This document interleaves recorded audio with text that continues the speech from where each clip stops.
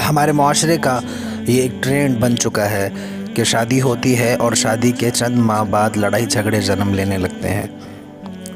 اس صورت میں کچھ لوگ ہیں، اور میری نظر میں وہ انتہائی جاہل لوگ ہیں، جو صرف خواتین کو اس کا قصوروار ٹھہراتے ہیں،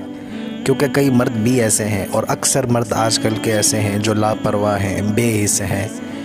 یا پھر قوت برداشت ان میں کم ہوتی ہے۔ یہ دو چار چیزیں ایسی ہیں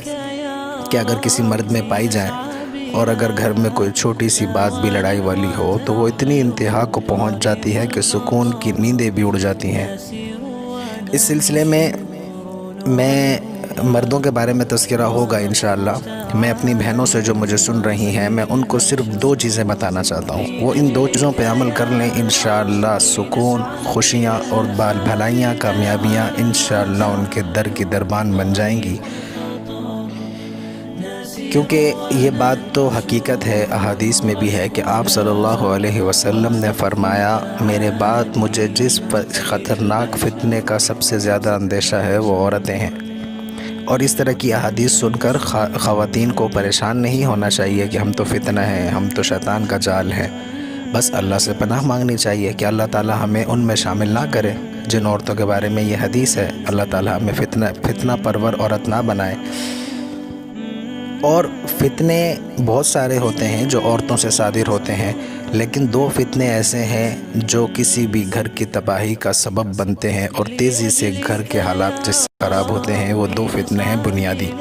ایک معاشرتی فتنہ ہے اور ایک مالی فتنہ ہے۔ معاشرتی فتنہ یہ ہے کہ بیوی ہو اور شوہر کے پاس جا کر شوہر کی ماں کی یعنی اپنی ساس کی، شوہر کے گھر والوں کی باتیں کریں، برائیاں کریں۔ اکثر خواتین ان چیزوں میں ہوتی ہیں اور ان سے یہ غلطیاں ہوتی ہیں، اور اکثر خواتین یہ سمجھتی ہیں کہ وہ اس طرح کی باتیں کر کے اپنے شوہر کا دل جیت لیں گی یا اپنا مقام بنا لیں گی، جبکہ در حقیقت ہوتا یہ ہے کہ وہ اپنی ہی ذلت کا سامان پیدا کر رہی ہوتی ہیں، اور ایک دن آتا ہے کہ شوہر کے دل سے نظروں سے اتر جاتی ہیں۔ یہ معاشرتی فتنہ ہے۔ اور ایک ہے مالی فتنہ، کہ ایک بیوی ہو، اس کا شوہر حلال کمانے والا ہو، اور یہ بات یاد رکھیں، حلال ہمیشہ تھوڑا ہوتا ہے، حرام زیادہ ہوتا ہے، حلال تھوڑا ہوتا ہے، لیکن حلال اپنی برکت کی وجہ سے حرام چاہے لاکھوں گنا زیادہ ہو جائے، حلال اس پر حاوی ہوتا ہے۔ تو ایک شوہر ہو جو حلال کمانے والا ہو، اور بیوی کے ناجائز مطالبات اور ضرورت سے زیادہ مطالبات کی وجہ سے شوہر حلال حرام کا فرق بھلا دے، یعنی بیوی اتنے مطالبات کرے کہ وہ بیوی اور لڑائیاں جھگڑے اس وجہ سے پیدا ہونے لگے، تو شوہر حرام اور حلال کا فرق بھول جاتا ہے، ناجائز مطالبات پورے کرنے پر راضی ہو جاتا ہے کہ کسی طریقے سے یہ چپ رہے، گھر کا ماحول ٹھیک رہے۔ اور علماء لکھتے ہیں کتابوں میں کہ یہ جو مالی فتنہ ہے نا، یہ دوسرا فتنہ یہ مالی فتنہ معاشرتی فتنے سے بھی زیادہ خطرناک ہے، کیونکہ اس میں شوہر لوگوں کو، اوروں کو، اللہ کی مخلوق کو بھی نقصان دینے لگ جاتا ہے، ان سے بھی پھر دھوکے بازی کے ذریعے حرام کماتا ہے، دھوکے دیتا ہے۔ تو یہ مالی فتنہ ایسا ہے کہ اگر یہ کسی بھی عورت کی وجہ سے اگر مرد اس فتنے میں چلا گیا اور حلال حرام کا فرق بھول گیا، تو سوچیں اس عورت کے لیے کیسا عذاب، کیا تباہی ہوگی، کیسے سکون آئے گا اس عورت میں، آپ خود ہی اندازہ لگا سکتے ہیں اس بات کا۔ تو یہ دو ایسی باتیں ہیں جو عام طور پر ہر گھر میں پائی جاتی ہیں۔ میں صرف دو آسان طریقے بتاتا ہوں، انشاءاللہ آپ اس پر عمل کریں، اللہ تعالیٰ انشاءاللہ دونوں جہانوں کی کامیابیاں، خوشیاں اور بھلائیاں آپ کا مقدر بن جائیں گی۔ ایک تو یہ کہ کچھ بھی ہو جائے نماز نہ چھوڑیں، 5 وقت کی نماز ہر حال میں پڑھیں۔ میری بہنیں جو مجھے سن رہی ہیں، 5 وقت کی نماز ہر حال میں پڑھیں، اور ہر نماز کے بعد استغفار کی تسبیح پڑھیں 100 دفعہ، یعنی کہ 5 نمازیں ہیں اور 5 منٹ بھی نہیں لگتے، 5 منٹ سے بھی کم ٹائم لگتا ہے استغفر اللہ اگر 100 دفعہ پڑھا جائے ہر نماز کے بعد، اور اس کے بعد خوب دعا مانگی جائے، اور یہ دعا بھی مانگی جائے کہ یا اللہ وہ عورتیں کہ جنہیں حضور اکرم صلی اللہ علیہ وسلم نے فتنہ کہا ہے، ہمیں ان میں شمار مت کرنا، یہ دعا کریں، اور اپنے لیے خوب دعا کریں، یقین کے ساتھ دعا کریں۔ ایک تو یہ، دوسرا یہ کہ خاموش ہو جائیں، سہنا سیکھ لیں، خاموش ہو جائیں اور اپنی زندگی پر شکر کریں۔